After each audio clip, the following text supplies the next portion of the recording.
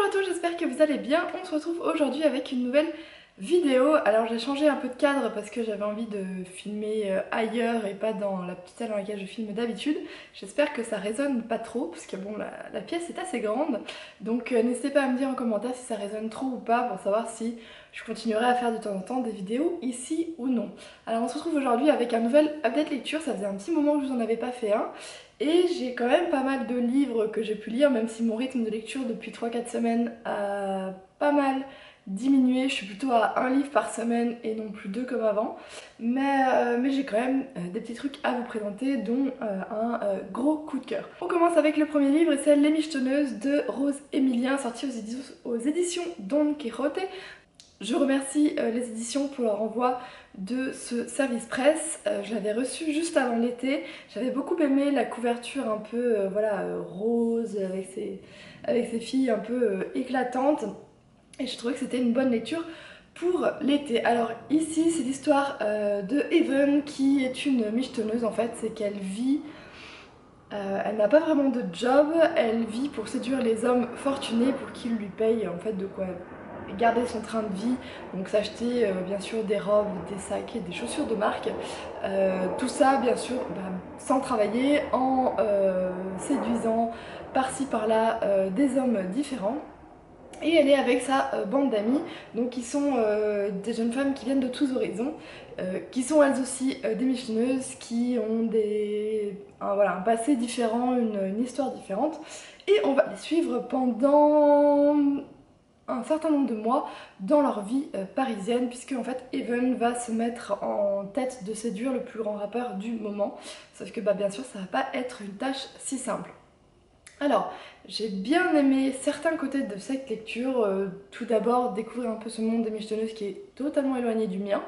Voilà, vraiment très éloigné, ce monde de luxe, on utilise telle ou telle personne pour faire telle ou telle chose, même si c'est pas forcément un monde on va dire que j'adule. Ce que j'ai bien aimé aussi, c'est que les filles viennent de tous horizons. On a une africaine, une asiatique. Enfin, voilà, elles ont vraiment un métissage qui est important aujourd'hui et qu'on retrouve dans la France actuelle et qu'on retrouve là. Et en fait, ce passé qu'elles ont, ces religions, la façon dont elles vivent avec leur famille, etc., va les amener à vivre les choses différemment, à les ressentir différemment. Et voilà, voir ces différentes cultures dans ce livre, ça a été assez intéressant, même si on est toujours du point de vue d'Even tout au long du livre, mais on retrouve assez souvent ses amis. Ce que j'ai moins aimé, par contre, c'est le vocabulaire très... assez vulgaire en fait, qui se retrouve même dans la narration, pas seulement dans les paroles des personnages. Donc je sais qu'aujourd'hui il y a beaucoup de jeunes filles qui parlent comme ça, mais voilà, moi ça l'a moins fait, surtout dans les livres. J'ai beaucoup de mal en fait avec ce langage-là, donc c'est très subjectif hein, bien sûr ce que je vais dire, mais moi ça m'a coupé en fait dans mon élan de lecture à plusieurs moments. Je tiquais à chaque fois sur ces mots-là, sur cette façon de parler un peu voilà wesh wesh etc. Et du coup j'ai eu du mal à accrocher avec le personnage d'Even, avec tout ce qu'elle va vivre. Voilà, ça m'a assez coupé, donc ça reste assez subjectif je pense. Et pour moi, d'autres lectrices qui pourraient lire ce livre ne seraient peut-être pas du tout arrêtée par ce genre de choses. Et moi, comme ça m'a suivi tout le long de la lecture, forcément j'ai quand même eu du mal à un petit peu l'accrocher. Et j'ai dû parfois me forcer un petit peu à le continuer. Et puis il y a aussi cette fin où on sent qu'Even a grandi, parce qu'au début elle fait quand même assez, on va dire assez gamine, voilà, riche. Mais à la fin on comprend au vu de tout ce qui lui arrive qu'elle grandit, sauf la dernière phrase où là j'ai été un peu perdue. Je ne savais pas si elle avait vraiment grandi ou si on repartait sur en fait ce qui est arrivé c'est pas grave, on va repartir comme au début. Et du coup là aussi la fin elle m'a un peu plombée, je savais pas du tout où m'en tenir avec ce livre. Donc peut-être que je ne l'ai pas compris correctement. Et là j'en suis vraiment désolée auprès de l'auteur. Mais voilà, ça a contribué à faire que j'ai eu un sentiment assez mitigé sur ce livre. On continue avec un deuxième tome d'une trilogie, c'est Ne retournez jamais chez une fille du passé de Nathalie Stager, qui est sortie aux éditions Cyrus, donc là qui m'a été aussi envoyé un service presse, donc je remercie encore la maison d'édition et LP Conseil pour cet envoi. Donc je vous avais présenté le premier livre juste avant mon départ en vacances, si je me souviens bien. Et donc là j'ai lu le deuxième puisque j'avais reçu les deux. Le troisième n'est pas encore sorti si je me souviens bien, mais il ne va pas tarder. Et donc pour vous refaire un topo du premier, en fait, on suit Andrea qui va rencontrer Pénélope, qui va lui dire qu'en fait c'est une fille qui vient du futur, un futur assez différent de ce que vit Andrea aujourd'hui, et on va le découvrir au fur et à mesure, et c'est ça que j'avais beaucoup aimé. Et bah là, comme vous pouvez le comprendre, c'est... Voilà.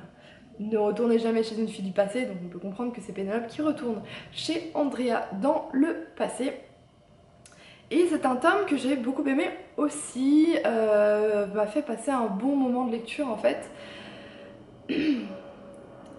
C'est un tome qui m'a fait aussi passer un bon moment de lecture comme le premier, même si on reste sur des personnages assez adolescents qui grandissent un petit peu et les choses vont assez vite, mais j'ai retrouvé en fait la comparaison que peut faire Pénélope entre sa vie du futur et la vie d'aujourd'hui, qui remet un peu en question, on va dire, ce qu'on peut vivre actuellement. Et cette fois-ci, on est du point de vue de Pénélope.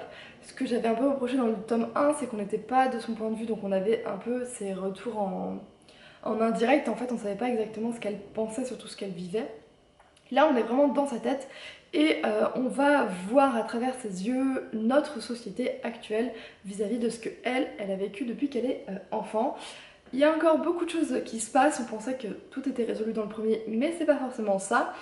Voilà, on a un petit peu d'action, de suspense, et puis une fin qui cette fois-ci clairement annonce la suite et qui me tarde de lire, puisque pour moi ça reste une trilogie, voilà, à découvrir, qui nous fait repenser, voilà, juste mettre en perspective en fait ce qu'on vit aujourd'hui avec des personnages sincères, joyeux et en même temps qui vivent des choses qui sont pas forcément toujours simples. Ensuite vient un de mes derniers coups de cœur, c'est It Ends With Us de Colleen Hoover, sorti ici chez Simon & Schuster avec la magnifique couverture bien sûr qu'on avait vue sur les réseaux sociaux depuis un petit moment, depuis que Colleen Hoover l'avait annoncé, et là ça a été pour moi une pépite, un des meilleurs Colleen Hoover. Je pense que Maybe Someday et It Ends With Us sont sur la première marche du podium pour moi. Je m'attendais, enfin j'avais entendu énormément de bien de ce livre avant de le lire, mais je ne savais pas exactement à quoi m'attendre, et juste ça a été... C'est difficile de vous en parler, la chronique a été assez difficile à écrire, je ne pouvais pas tout dévoiler parce qu'en fait si je dis trop de choses, vous allez savoir ce qui se passe avant, enfin ce qui n'est pas dévoilé dans le résumé, et qui fait toute la magie bien sûr des livres de Colleen Hoover, c'est de découvrir au fur et à mesure des choses sur les personnages principaux dont on ne s'attend jamais, mais vraiment pas du tout. Là encore une fois elle m'a encore bluffée. Alors je vais essayer de vous faire un résumé sans vous lire le synopsis, mais en même temps sans trop vous en dévoiler. Donc ici c'est l'histoire de Lily, qui est une jeune fille qui n'a pas forcément une vie très facile dans son enfance, mais qui s'est toujours battue en fait dur pour ce en quoi elle croyait et ce en quoi son travail, etc. Et depuis quelques années elle a rencontré Ryle, qui est un neurochirurgien qui a des rapports un peu compliqués avec l'amour et avec l'engagement, mais avec qui elle s'entend énormément et leurs routes se croisent assez souvent. Et au moment où le jeune couple commence à vivre en harmonie un petit peu ensemble et où ils arrivent à trouver des repères l'un avec l'autre, va revenir Atlas, qui est le premier petit ami de Lily. Ils s'étaient perdus de vue en fait, enfin, leur histoire s'était terminée un peu brusquement. Et du coup Lily va se retrouver avec une sorte de conflit. Alors on rentre pas dans du triangle amoureux, absolument pas, et c'est très très bien écrit de ce point de vue là. Du coup c'est compliqué de vous en parler, mais une fois encore Colleen Hoover va nous parler d'un sujet qui est complexe à mettre en mots, un sujet dont peu de gens parlent entre eux, difficile, que moi-même je n'ai pas vécu mais que je m'imagine très difficile à vivre, Et elle le fait toujours de façon très objective, c'est-à-dire qu'elle ne va pas influencer le lecteur à penser telle ou telle chose sur sur ce qui va arriver. C'est vraiment le lecteur qui se fait sa propre opinion et elle renverse en fait encore une fois des codes, des choses qu'on pourrait penser voilà, sur ça. Elle les balaye en fait en quelques phrases, en quelques événements. Elle nous offre encore quelque chose de très touchant, ces personnages. Tous ces personnages on les aime, on les déteste, on pleure, on rit avec eux. Et avec une fin juste en apothéose et la note de l'auteur à la fin. Franchement, si vous avez lu le livre, ne la lisez pas avant. Par contre, si vous avez lu le livre, lisez-la parce que moi, elle m'a autant touchée que tout son livre en fait. Voilà, on a le cœur qui palpite, qui se serre et franchement j'ai hâte qu'il sorte en français pour ceux qui ne lisent pas en VO parce que pour moi c'est quand même un des meilleurs Colleen Hoover. Ensuite, je suis repassée sur du français avec De l'autre côté du mur de Agnès Marot. Ça faisait déjà un an, plus d'un an même, que le livre était dans ma palle, avec cette magnifique couverture, donc sortie aux éditions Le Chat Noir, que j'avais acheté au Salon des Oniriques, il y a donc maintenant un peu plus d'un an, puisque c'était en avril 2015. Ici, c'est de la dystopie et on est avec Cybèle qui vit cloîtrée entre des murs dans une communauté dans laquelle chacune se voue à son art. Cybèle, elle, se voue à l'art de la danse, à faire du ballet. Et en fait, dans cette communauté, on a certaines règles, dont une primordiale, c'est de ne pas se toucher. Le contact avec les autres jeunes femmes, puisque c'est une communauté de femmes, est totalement banni, interdit, et aucune des jeunes filles ne l'a jamais éprouvé. Sauf qu'un jour, par inadvertance, Cybèle va être touchée et elle va se sentir isolée de son art, totalement coupée en fait de cette passion qu'elle ressent pour le ballet. Et elle va aussi faire la rencontre, voilà, au moment où elle est vraiment au plus bas, faire la rencontre d'un jeune homme, bien sûr qu'elle n'a jamais vu. Et ce jeune homme va lui remettre en fait son monde en question puisqu'il va lui parler de sciences qu'elle n'a jamais entendues et va lui demander si elle veut le suivre dans sa quête de voir ce qu'il y a au-delà des murs dans lesquels ils ont été enfermés. Alors, pour moi ça a été une bonne lecture qui s'est lue presque d'une traite, même si je n'en ai pas fait qu'une bouchée puisque, comme je vous l'ai dit, je ne suis pas du tout dans de la... En ce moment, je suis pas à lire, à dévorer des livres. Je prends le temps de lire dans les transports le matin et le soir et ce livre m'a très bien accompagnée.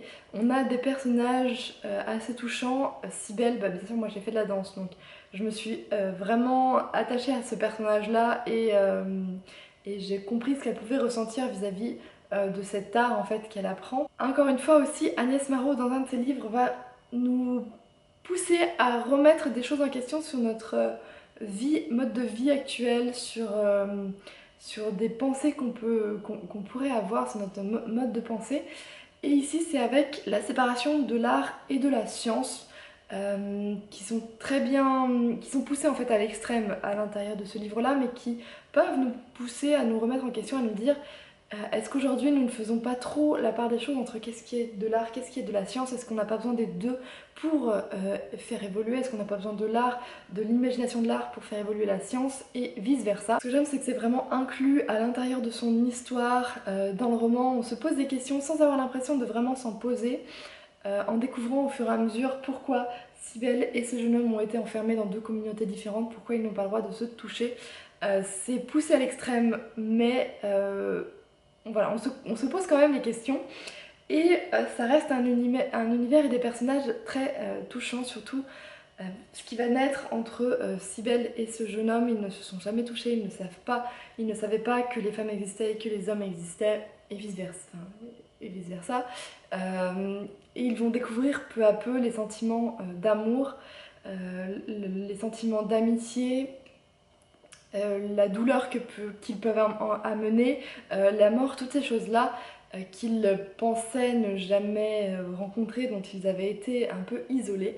Ils en font l'expérience et c'est c'est assez innocent en fait, on a vraiment l'innocence de ces deux personnages qu'on n'a pas forcément nous aujourd'hui à leur âge, mais eux qui ont été enfermés, bah forcément ils l'ont et voilà, pour moi ça a été une bonne lecture que je vous recommande si vous aimez Agnès Marot. Et enfin franchement si vous craquez pas sur cette belle couverture, je sais pas moi.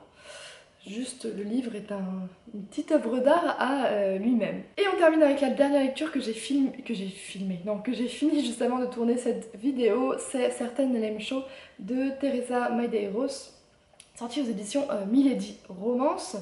Je l'avais acheté quand il y avait l'opération de certains Milady à 2,99 €. Je sais que c'était Myriam de la chaîne Lecteur d'Everbook qui m'avait donné envie de le lire. Voilà, c'est une lecture comme un Milady romance poche qui se lit très rapidement, tranquillement, pas prise de tête, absolument pas du tout. Et ici c'est l'histoire de Catriona Kincaid qui est une jeune fille descendante d'un clan des Highlands mais qui a été élevée en Angleterre à Londres pour être une lady parce que depuis que ses parents en fait ont été tués, sauf qu'elle va être mariée de force à un lord anglais et qu'elle ne veut pas du tout ça, donc elle va aller chercher l'aide dans les bras de Simon Westcott qui lui est un libertin dévergondé connu de tout Londres pour ses déboires et ses débauches. Et elle va lui faire un marché avec lui. Il se marie, il l'emmène auprès de son frère dans les Highlands et ensuite elle lui donne sa dot. Simon va accepter puisque bah, bien sûr il y a l'appât du gain qui est là, sauf que bah, bien sûr tout ne va pas se passer exactement comme prévu puisque les deux personnages vont développer des sentiments amoureux. Bon, on reste sur un schéma assez commun, on sait exactement ce qui va se passer, comment ça va se passer. Il n'y a pas énormément de suspense, même s'il y en a quand même un petit peu, mais ça se lit très bien, ça se lit vite, comme d'habitude. Enfin, voilà, les Highlands, les paysages, rien que de le lire, on a l'impression d'y être et de respirer le grand air frais. Le langage soutenu que j'adore dans ces romans historiques. Et voilà, pour moi, un livre qui se lit pour passer du très bon temps. Je crois qu'il y a un deuxième tome puisque la fin quand même, l'épilogue nous laisse sur, voilà, sur un petit truc, mais je ne sais pas du tout comment il s'appelle, donc si vous savez, n'hésitez pas à me le dire en barre d'infos. C'est tout pour cette update lecture, j'espère qu'il n'aura pas été trop long, mais j'avais quand même pas mal de livres à vous parler, je ne voulais pas aller trop vite dans tout ça. Franchement n'hésitez pas à sauter des parties de vidéo s'il y a des livres qui vous intéressent absolument pas dès le résumé, hein, plutôt que de regarder la vidéo pendant 30 minutes et vous ennuyer pendant les 3/4. Voilà, j'espère que vous lisez de bons livres, n'hésitez pas à me dire les livres que vous avez lus, si vous avez lu certains que je vous ai présentés, ce que vous en avez pensé. Sur ce, je vais vous souhaiter une très bonne semaine, de très bonne lecture et à très bientôt.